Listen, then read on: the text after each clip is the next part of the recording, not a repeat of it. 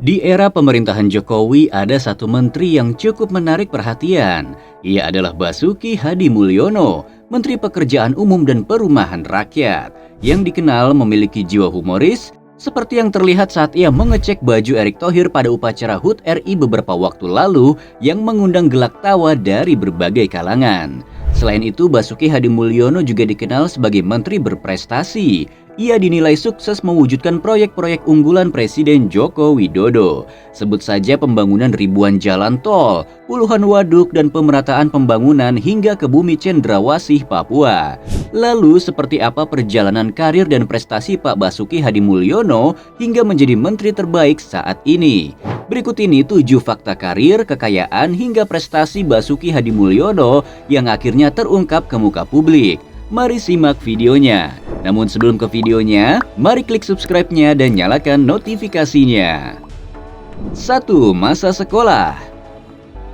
Lahir di sebuah kota kecil bernama Surakarta pada 5 November 1954, Insinyur Muhammad Basuki Hadimulyono atau yang akrab disapa Pak Bas, lahir dari keluarga yang sederhana.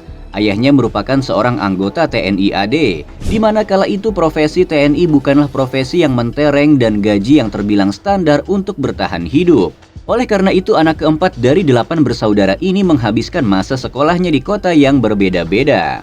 Pertama, ia bersekolah di sekolah dasar yang sama dengan mantan Kapolri Tito Karnavian, yakni SD Saverius 4 Palembang, Sumatera Selatan. Di masa SMP, ia tetap bersekolah di Palembang. Barulah saat masa SMA, ia hijrah ke Papua. Tapi ia tidak menyelesaikan masa SMA-nya di sana, melainkan pindah lagi ke Surabaya dan tamat SMA di SMA Negeri 5 Surabaya. Di masa SMA lah Pak Bas yang terkenal sebagai menteri yang jago main drum, mempelajari dan menggeluti alat musik drum. Bahkan ia sempat memiliki grup musik sendiri. 2. Masa kuliah. Setelah lulus SMA, Pak Bas kuliah di Universitas Gadjah Mada di Fakultas Teknik Geologi. Menurut pengakuannya, ia tidak pernah sekalipun bolos saat kuliah di UGM. Menurutnya, sebagai anak anggota TNI yang punya pendapatan pas-pasan, ia harus rajin belajar karena kuliah di UGM adalah suatu anugerah yang tak boleh disia-siakannya. Di sini ia lulus pada tahun 1979. Setelah itu ia melanjutkan S2 dengan mengambil jurusan Civil Engineering di Universitas Colorado State, Amerika Serikat dan lulus pada tahun 1989. 3 tahun kemudian atau pada tahun 1992, ia berhasil meraih gelar Doctor of Philosophy Civil Engineering di universitas yang sama. 3. Jejak karir. Karir Pak Bas dimulai saat ia lulus S1. Kala itu ia berhasil menjadi PNS di Kementerian Pekerjaan Umum di usia 25 tahun. Disinilah Pak Bas berhasil menangani banyak proyek Kemen PUPR seperti proyek pengembangan air tanah Jawa Tengah pada tahun 1981 sampai 1984. Proyek pengembangan air tanah Nusa Tenggara Timur pada 1985 sampai 1993 dan proyek induk pengelolaan wilayah sungai atau PWS Ciliwung Cisadane. Karena kinerja bagusnya, ia diangkat menjadi Kepala Badan Penelitian dan Pengembangan pada 2005 dan tak lama kemudian menduduki jabatan sebagai Inspektur Jenderal Kementerian Pekerjaan Umum selama 6 tahun, yakni 2007 sampai 2013. Tak cukup sampai di situ, pada 2012 ia juga menjabat sebagai Komisaris Utama BUMN Wijaya Karya dan menjabat sebagai Wakil Presiden Komisi Internasional untuk Irigasi dan Drainase pada tahun 2013 dan menjadi Direktur Jenderal Penataan Ruang Kemen PUPR pada 2013 sampai 2014.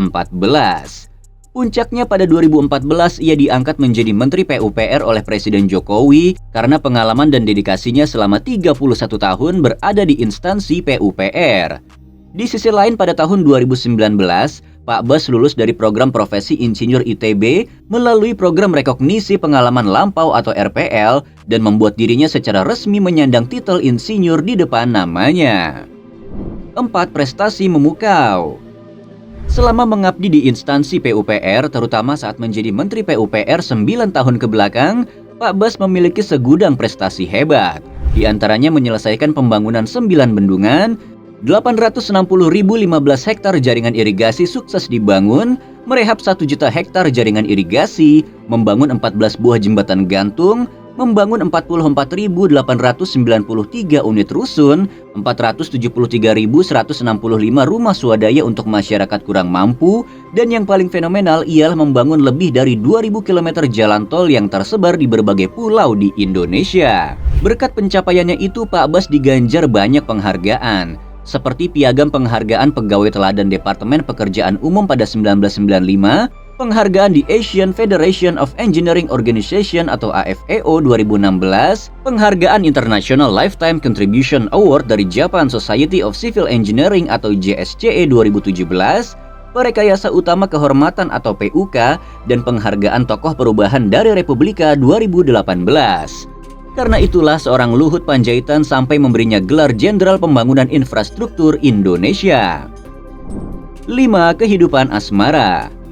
Tidak banyak yang tahu, Pak Bas memiliki seorang istri yang bernama Kartika Nurani dan 3 orang anak yakni Dewi Nahamiani, Neil Andika, dan Dira Mediani.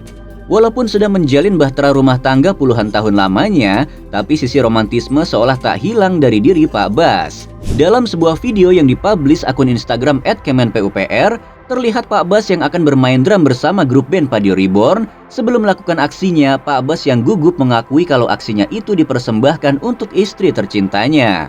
Tak pelak, suasana yang tadinya senyap langsung riuh dengan teriakan penonton yang kaget dengan keromantisan menteri berusia 68 tahun tersebut. 6. Aset kekayaan. Dari data LHKPN 2022, Basuki Hadimulyono memiliki aset kekayaan yang terbilang besar. Ia memiliki 9 bidang tanah dan bangunan yang tersebar di Semarang, Sleman, Bekasi, dan Bogor dengan nilai estimasi sebesar 17,32 miliar rupiah.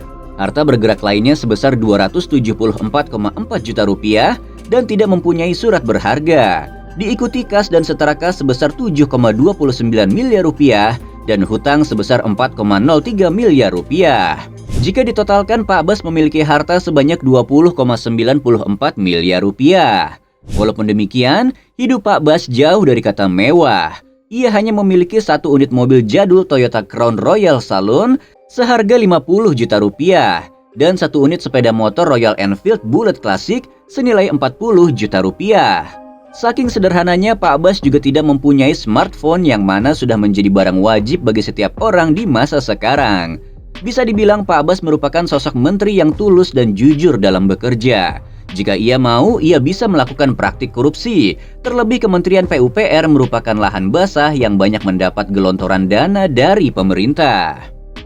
7. Kontroversi. Selain pernah merelakan rumahnya digusur untuk pembangunan jalan tol, Pak Bas juga pernah jadi sorotan di kasus viralnya jalan rusak di Provinsi Lampung beberapa bulan yang lalu. Saat itu Pak Bas mendampingi Presiden Jokowi datang ke Lampung untuk meninjau kondisi infrastruktur yang ada di provinsi tersebut. Di sana juga ada Gubernur Lampung Arinal Junaidi yang sempat jadi bulan-bulanan netizen karena dianggap tidak becus mengurus Provinsi Lampung. Dalam video yang diunggah akun TikTok @juli_8216, awalnya Arinal Junaidi nampak membenarkan lanyard yang ia pakai. Setelah itu ia terlihat membisikkan sesuatu kepada Pak Bas. Tapi Pak Bas justru diam, seolah tak peduli dengan apa yang dikatakan Gubernur Lampung tersebut. Netizen pun beramai-ramai mengomentari aksi Pak Bas. Mereka menyebut ekspresi dan sorot mata Pak Bas seperti orang yang sedang menahan emosi kepada sang gubernur yang dianggap tidak bisa bekerja padahal sudah mendapat kucuran dana yang besar dari pemerintah pusat. Terlepas dari itu semua, belakangan ini nama Pak Bas masuk dalam radar cawapres Ganjar. Meskipun beliau menolak secara halus isu rencana tersebut, namun jika dirinya memutuskan untuk maju di Pilpres 2024, kemungkinan besar paslon Ganjar Basuki akan jadi pemenang dan melanjutkan berbagai proyek era Jokowi di masa mendatang. Kira-kira bagaimana menurut kalian guys? Jangan lupa tuliskan di kolom komentar and see you on the next video. Bye-bye!